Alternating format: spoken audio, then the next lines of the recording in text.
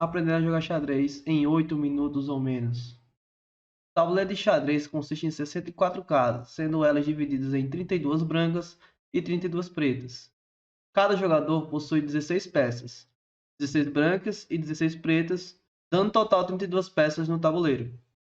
Os peões, esses carinhas pequenininhos que estão aqui na fila 2 e na fila 7, eles têm um movimento limitado, sempre dando uma casa por vez, sempre em linha reta.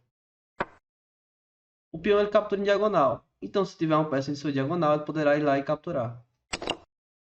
Além disso, o peão poderá se movimentar até duas casas, caso ele ainda esteja em sua posição de início. No caso das brancas, ainda na fileira 2, e no caso das pretas, ainda na fileira 7. Podendo se movimentar até duas casas.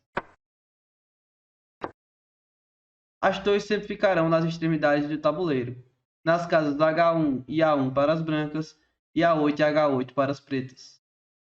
A torre se movimenta em colunas e linhas, podendo parar em qualquer casa em que esteja vaga.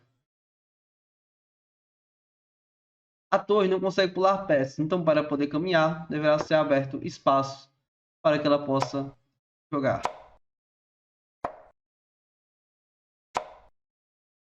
A torre poderá capturar qualquer peça inimiga que esteja sob seu ataque, como por exemplo, os cavalos são posicionados ao lado das torres. No caso das brancas, em G1 e em B1, e para as pretas, em G8 e B8. O movimento do cavalo é bem peculiar e único. Ele se movimenta limitadamente e sempre em três casas, formando um L. Podem ser duas casas para frente e uma para a direita ou para a esquerda. O mesmo vale para trás e para os lados. De todas as peças, o cavalo é a única que vai pular por cima de outras, seja elas aliadas ou inimigas. No momento que o cavalo se movimenta pulando por cima de uma peça, ele não a captura, ele apenas passa por cima dela. A captura do cavalo ocorre sempre no final do L. 1, 2, 3. Os bispos são posicionados ao lado dos cavalos, no caso das brancas, em F1 e C1, e para as pretas, F8 e C8.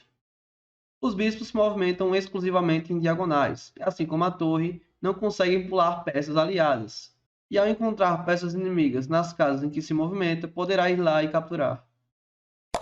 Por fim, vamos falar do rei e da dama. No tabuleiro de xadrez, o rei é colocado sempre na casa oposta à sua cor. Nesse caso, o rei branco está na casa escura e o rei preto na casa clara. No caso das damas, elas são colocadas na casa da sua cor. Se a dama é branca, ela vai para a casa branca que sobrou. Se a dama é preta, ela vai para a casa preta que sobrou.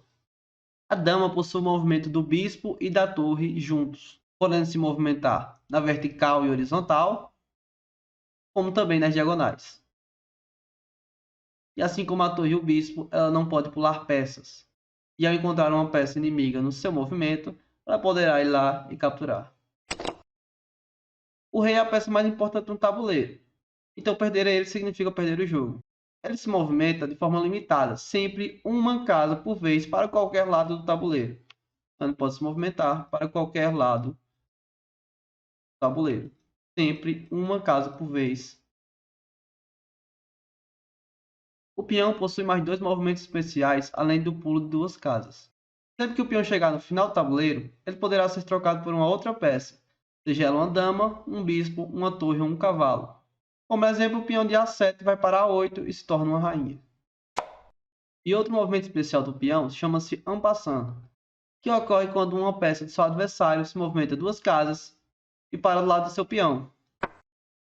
Nesse caso, você pode capturar o peão que pulou duas casas diagonalmente, como se ele tivesse pulado apenas uma casa. E esse é o movimento en passant. Um outro movimento especial que podemos citar é o roque, que é um movimento especial onde o rei movimenta duas casas para o lado da torre e a torre passa para o lado do rei. Para efetuar o roque, é necessário retirar as peças que ficam entre o rei e a torre. Também é necessário que o rei não tenha sido movimentado em nenhum momento do jogo e a torre também não. E também é necessário que o rei não esteja sendo atacado por nenhuma peça e nenhuma das casas em que o rei vai passar. Estando sob essas três condições, o rei é movimentado duas casas ao lado da torre e a torre passa para o lado do rei. O mesmo movimento pode ser efetuado na ala da dama. Seguindo esses 3 conceitos, o rei é movimentado 2 casas ao lado e a torre passa para o lado do rei. Agora vamos para o cheque. O cheque é a denominação que damos quando ocorre uma ameaça em cima do rei. Como exemplo de cheque, temos o movimento da dama preta para H4. Assim, a dama preta se põe ao ataque em cima do rei inimigo. Sempre que o rei está em xeque, você é obrigado a proteger ele. Você não pode fazer nada no jogo a não ser proteger o rei. Assim que ele estiver seguro e fora de xeque, poderá prosseguir o jogo. O rei não pode se colocar em xeque, então ele é proibido de andar em casas que estão sendo atacadas. Sempre que o rei estiver em xeque, você deverá observar os 3 fatores. Se você pode capturar a peça que está atacando seu rei, assim eliminando o xeque. Se você tem alguma peça para obstruir o xeque, parando assim um ataque sobre seu rei. E se o seu rei tem alguma casa segura para fugir, assim ficando livre de ataque. O checkmate é quando o rei está sendo atacado e não consegue de forma alguma se proteger do cheque. Como exemplo, a dama preta está atacando o rei branco.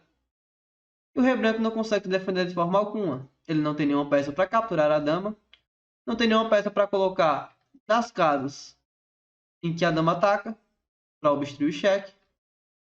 E também não tem casa nenhuma para fugir com o rei, que é a única casa que ele poderia sair está sendo atacada pela dama. Nesse caso, essa posição é considerada checkmate e o jogo é finalizado aí. Sempre que irá iniciar o jogo, serão as peças brancas. Após aprender os movimentos do jogo de xadrez, sempre é bom procurar aprender mais. Então busque livros, busque vídeos, busque tutoriais e tente sempre aprender mais sobre o jogo. Xadrez é o jogo em que sua aptidão física é o conhecimento. Então busquem conhecimento para melhorar no xadrez. Bom jogo para todos.